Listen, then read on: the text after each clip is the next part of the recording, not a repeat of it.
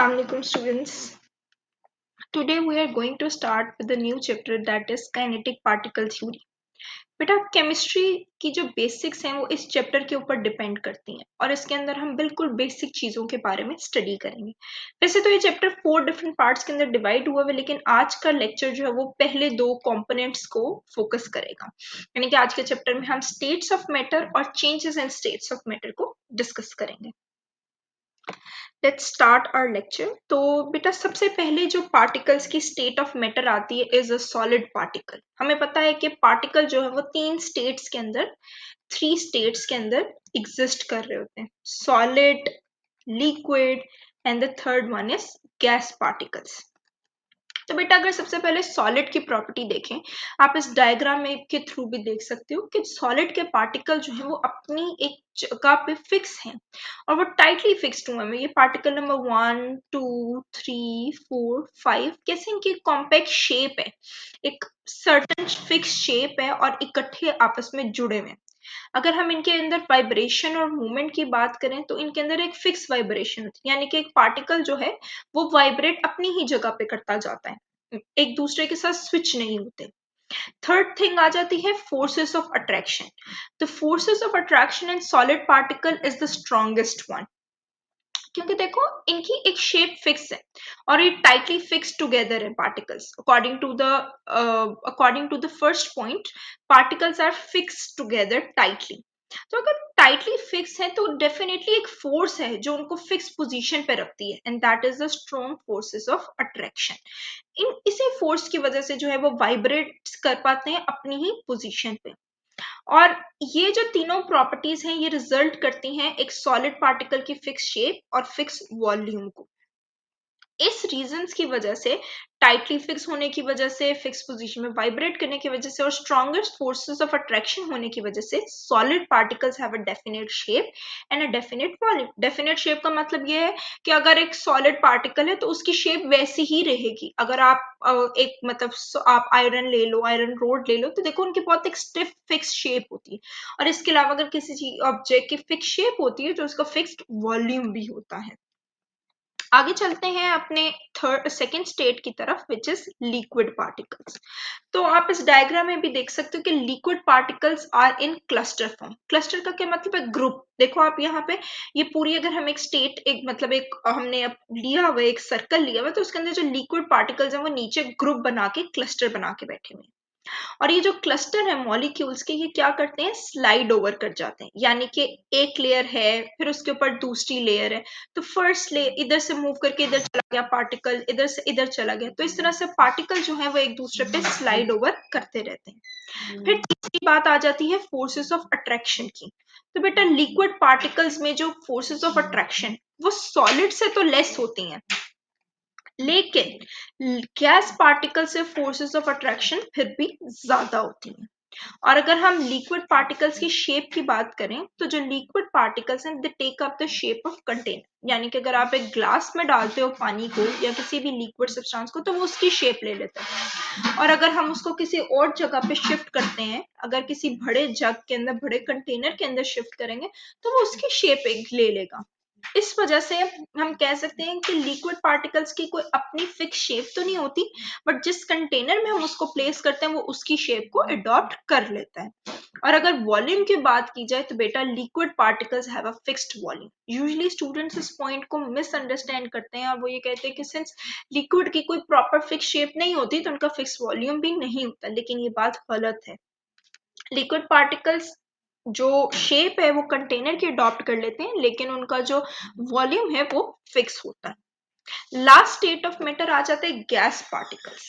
As you can see in this image, gas particles बहुत ज्यादा एक दूसरे से दूर दूर होते हैं, फार अपार्ट होते हैं। और अगर इनकी मूवमेंट की बात करें तो वो मूवमेंट बहुत रैंडम सी होती है।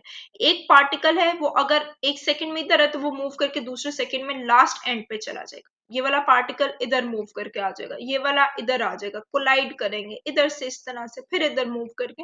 तो बहुत ही रैंडम मूवमेंट है, हम बता नहीं सकते कि कौन सी डायरेक्शन में मूव कर रहे हैं, किस तरह से मूव कर रहे हैं। Gas particles have a very random motion.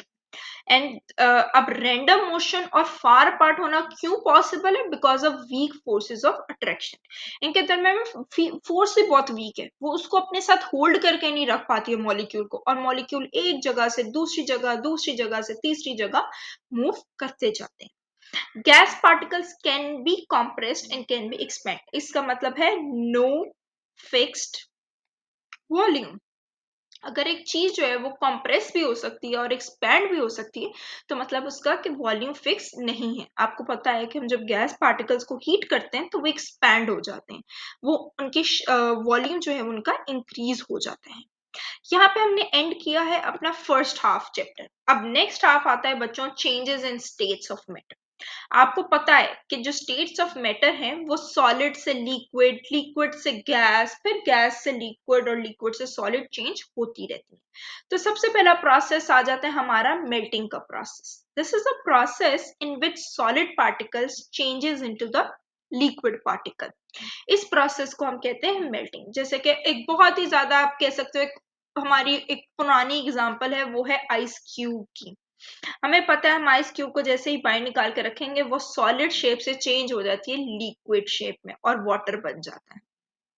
Liquid से आगे चेंज ऑफ स्टेट आता है गैसेस का, and the process which is responsible for changing a liquid particle into the gas particle is a process of boiling.